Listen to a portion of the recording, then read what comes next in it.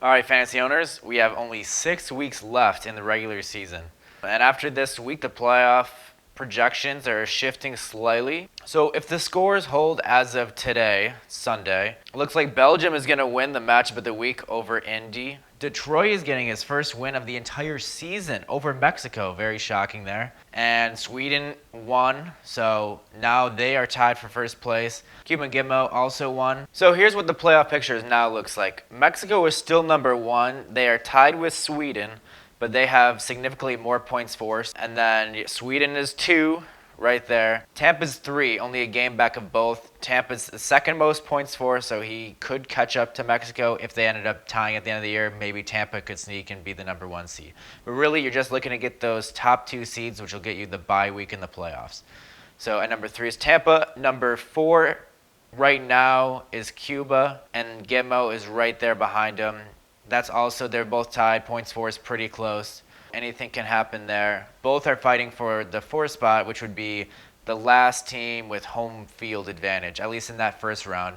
And they would face the 5th seed versus the 6th seed, whatever. And then for the last spot in the playoff, so Las Vegas lost as well as Indy. And Belgium got a win. LVC and Belgium are now 5-7. Indy dropped to 4-8, and Nintendo is 3-9. So Indy is 1 game back, Nintendo's 2 games back, and Detroit with the win is now only 4 games back with 6 games. So they're essentially out. Also to keep in mind, the trade deadline is July 2nd at noon. So just over a week from today. So just to keep in mind, you can basically trade anything that has value on your team, so whether it be draft picks, waiver, obviously players, you're more than welcome to do that. You just have to make sure that is explicitly written when the trade happens. And that all must be done before July 2nd at noon. Also to keep in mind with trades, if you trade a draft pick from one of your first 5 rounds, you will not be able to use that as a keeper spot. So if we hypothetically trade your 3rd round pick in a draft for somebody,